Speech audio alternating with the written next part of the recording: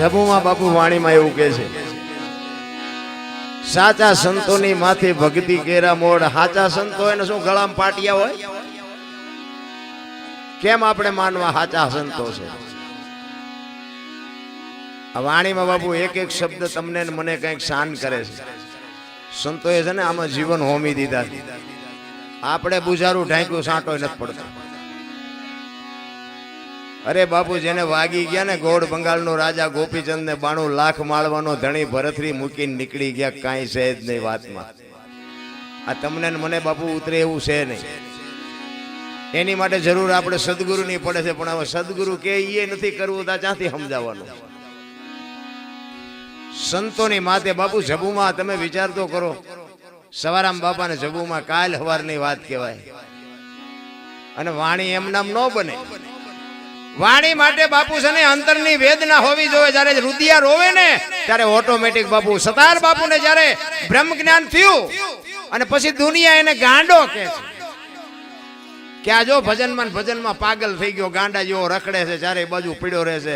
અને પછી સતારના બાપુ અંદરથી વાણી નીકળે કે શું પૂછો છો મુજને, હું શું કરું છું, મને જ્યાં ગમે ત્યાં હરું છું ફરું છું, હું ગાંડો છું તમે ગાંડો, એ તો મારો રામ ને હું બે જાણીએ છીએ. ભલા ન જાવું કુમાર કે કદાપી. વિચારી વિચારી બાપુ આ દુનિયામાં મેં પગલા ફેર્યા છે ને, એ વિચારી વિચારીને ફેર્યા છે. તમે જોવો તમે ક્યાં છો? અરે શું સતારની વાણી કહે છે ભલામણ.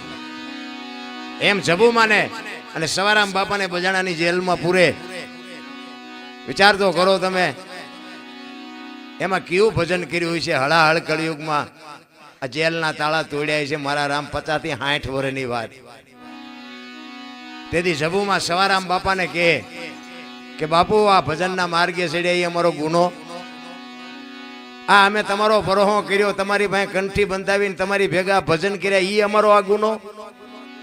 મીરાનું કામ કર્યું, નરસિંહનું કામ કર્યું, ને આજ મારા નાચ જો નહીં આવે તો તમારી મારી માથે આ દુનિયા શું વિતાડશે?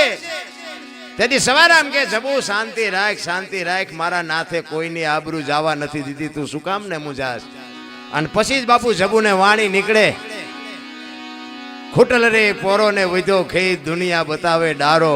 મારા નાથ શું ભજનની વાતો કરીએ ભલામણ. એમ નામ ભજન બનતા હોત તો અત્યારે આધુનિક યુગ છે, કોમ્પ્યુટરનો યુગ છે. એક ભજન તો બનાવીને મૂકો બજારમાં, અરે લોહીમાં વણાઈ જાય.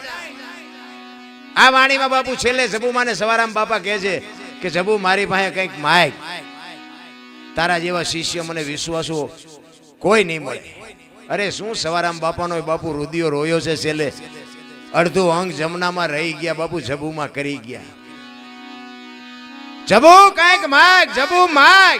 ઈ કે પણ બાપુ મારે શું માગવું? તમારા જેવા સમર્થ સદગુરુ હોય અને તમે મને આય સુધી પહોંચાડી, હવે મારે બીજું માગવાનું શું હોય? ઈ કે પણ કાંઈક તો માગ. અને છેલ્લે જબુમાં એમ કે જુગ જુગ જોડી અમર રાખજો. મારા બાપ તમે મને ભેળી રાખજો. આ વેદના જો તમારી મારી હોય ને તો ભજન સમજાય. ભજન એમ નામ રાની વાતું નથી. નારાયણ ભોળાનાથનો દીકરો કે ગણપતિનું માથું ભોળાનાથે કાપ્યું અને કે હાથીનું લગાડ્યું. તો હું એમ કહું છું કોઈ કાપ્યું ત્યાં જ નહીં પીડ્યું હોય? હાથીનું શું કામ ચોંટાડ્યું હોય છે? પણ આપણા સકડા ગઈ ગયા એટલે નથી સમજાતું. બાકી 100% સાચું છે.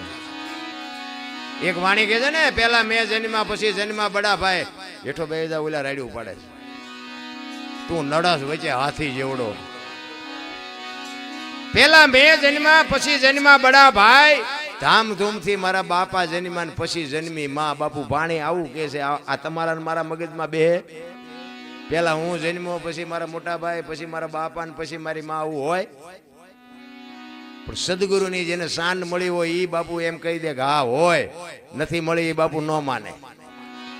ભજન તો કઈક કહેતું હોય છે રામ, એમ નામ નથી. અને ભજનના માર્ગે ચડો એટલે જગત તમારું લોહી પીવાની એ વાતે પાકી છે.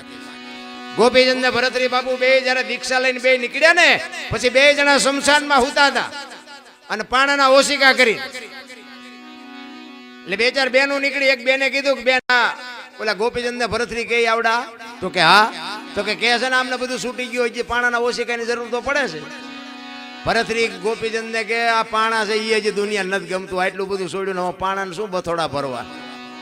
કાઢી નાખને પાણાય આ દુનિયા છે રામ પેરેલાય તમને નો રહેવા દે ભોય હુવારું ભૂખ્યો રાખું શરીરની પડાવું ખાલ આટલું કરતા જો નો હાર તો પછી કરી દઉં ન્યાલ પણ ટકવું બાપુ અઘરું છે એટલા માટે કળિયુગમાં કીધું કેવલ નામ આધાર નામ સમો વડ કોઈની જપ તપ તીર્થને યોગ નામે પાતક છૂટીએ નામે નાશે રોગ આ બાપુ છે ને કેવલ નામ આધાર સદગુરુ મહારાજનો જો શબ્દ અડી ગયો હોય અને એની જો તમને કંઈક લાઈટ થઈ ગઈ હોય તો એનું મંથન કરીને માર્ગે હાલતા થઈ જાવ વહેલું મોડું સ્ટેશન આવશે એ વાત પાકી છે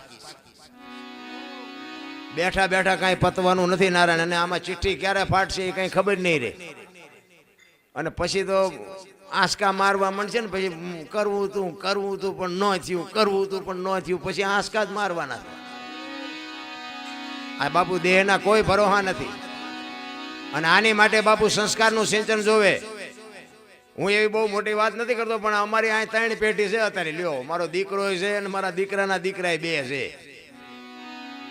ભજનનો પ્રેમ હોવો જોઈએ ને તમારી પ્રજાને તમારે પહેલ પાડવા પડે તમે મંદિરે જાઓ ને તો પ્રજાને એમ થાય કે દાદા મંદિરે જતા હતા આપણે જવાય તમે ભજનમાં જતા હોય તો કે દાદા જતા હતા હાલો આપણે ઘડીક જઈએ એમ બાબુ આપણે માર્ગ પાડવો પડે આપણે સડી પહેરીને હુતળી બાંધીને દારૂની કોથળીઓ તોડતા હોય તો પછી પ્રજા નો કે દાદા તોડતા હતા આપણે તોડાય આ ઘરની નિહાળ છે ભલામણ તમારે કેવા બનાવે એની માટે બાપુ સારી જનેતા જોવે સારા સંસ્કાર માટે એટલે મહાપુરુષોએ કીધું કે જનુની જણ તો ભગત જણજે કાં દાતા કાં સુરવીર નહીં તો રહેજે વાંજણી મત ગુમાવજે નૂર હારા સંતાન બાપુ હારી જનેતા સિવાય ન થઈ શકે એટલા માટે જ મહાપુરુષો કહે છે એક જંગલમાં રખડતા હરણાને કોઈ કવિએ પૂછ્યું કે તમે આટલું બધું કેવી રીતે દોડી શકો છો હરણાને કવિ પૂછે છે કે આ તમને વાંહે સિંહ જેવા જનાવર વાંહે દોડે અને તમે આંબા નો દિયો તમે આટલું બધું દોડો છો કેવી રીતે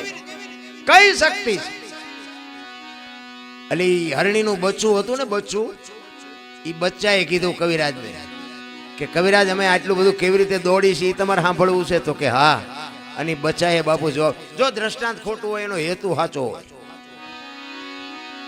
એ કે તમારે સાંભળવું છે કે હા અને બચ્ચું કે છે કવિને કે મારી માના ઉદરમાંથી બહાર પડ્યા પછી મારી માની જો 2 શેડ મારા મોઢામાં પડી જાય ને પછી પાણી પથા ઘોડા મૂકી દેજે ને જો આંબા દઉં તો મારી માનું ધાવણ લાજે બાપુ આ કુમારી માને હોવી જોઈએ મારું સંતાન એક છત્રપતિ શિવાજી મહારાજ જીજાબાઈના ઉદરમાં હોય અને જીજાબાઈ બાપુ પ્રસૂતિની વેદના ઉપડ્યા પછી ઘોડા ઉપર બેહીને 85 ગૌની મજલ કાપી